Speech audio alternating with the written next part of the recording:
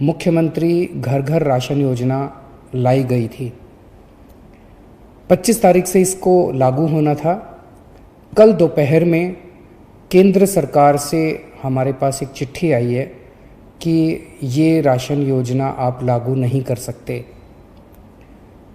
क्यों नहीं लागू कर सकते? थोड़ा सा हमें धक्का लगा वो चिट्ठी, क्योंकि 5 दिन पहले लागू होने के केंद्र सरकार ने इसको बंद किया। क्यों नहीं लागू कर सकते? तो उस चिट्ठी में ये लिखा हुआ है कि इसका नाम मुख्यमंत्री घर घर राशन योजना नहीं रखा जा सकता। उनको शायद मुख्यमंत्री शब्द से आपत्ति है।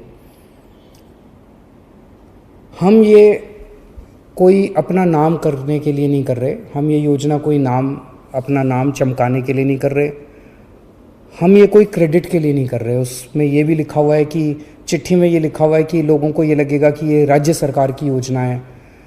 हम ये अपने क्रेडिट के लिए भी नहीं कर रहे। कोरोना के कार्यकाल में भी हमने कहा था कि दिल्ली के अंदर आम आदमी पार्टी सरकार किसी भी क्रेडिट के लिए काम नहीं कर रही। क्रेडिट सारा उनका, काम सारा हमारा, जिम्मेदारी सारी हमारी। हम इसी प्रिंसिपल पे काम करते हैं। तो आज सुबह मैंने अफसरों के साथ मीटिंग करी और मैंने उनको कहा कि इस योजना का नाम हटा दो। इस योजना का नाम अब इसका कोई नाम नहीं है, ये कोई योजना नहीं है, इसका कोई नाम नहीं है।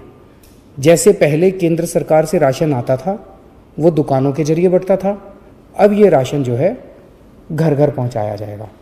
हमें कोई नाम के अंदर नहीं पड़ना, कोई क्रेडिट के चक्कर में नहीं पड़ना, कोई मुख्यमंत्री योजना, कोई कुछ नहीं करेंगे। तो मैं समझता हूँ कि इस निर्णय के बाद अब केंद्र सरकार का जो भी आपत्तियाँ थी वो आपत्तियाँ दूर हो गई होंगी और केंद्र सरकार अब इसको आगे लागू करना हमें अलाउ करेगी। मेरे लिए राशन माफिया को दूर करके गरीबों तक राशन पहुंचाना व्यक्तिगत स्तर के ऊपर मेरे लिए बहुत ज़रूरी है, मेरे लिए बहुत इम्पॉर्टेंट है, अहमियत रखता है। आज से 22 साल पहले राशन माफिया के साथ मेरा संघर्ष शुरू हुआ था।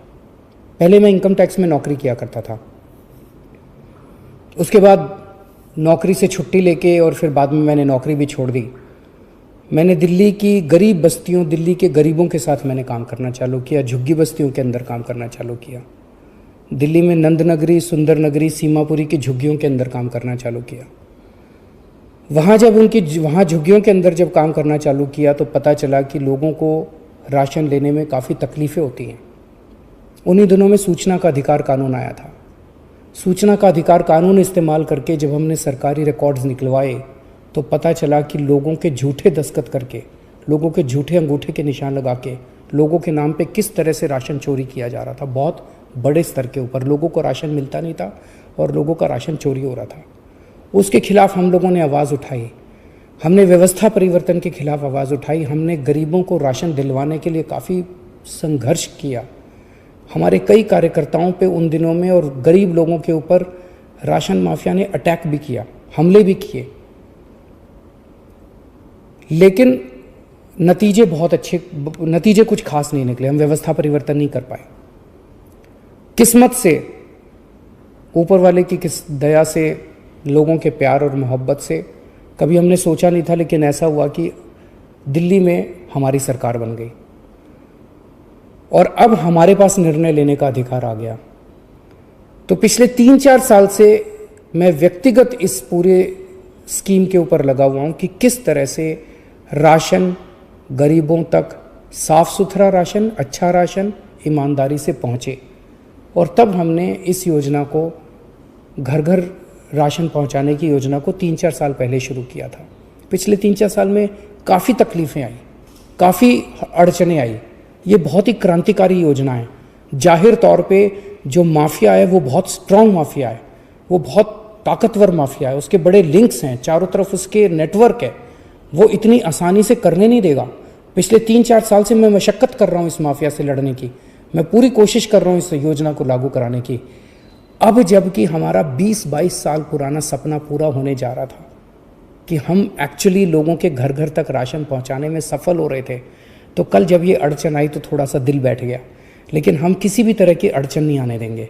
केंद्र सरकार की जितनी शर्तें हैं हम सारी शर्तें मानेंगे। केंद्र सरकार जो कहेगी हम वो करेंगे। हमारा मकसद केवल और केवल जनता तक ईमानदारी से साफ सुथरा सस्ता राशन पहुंचाना है।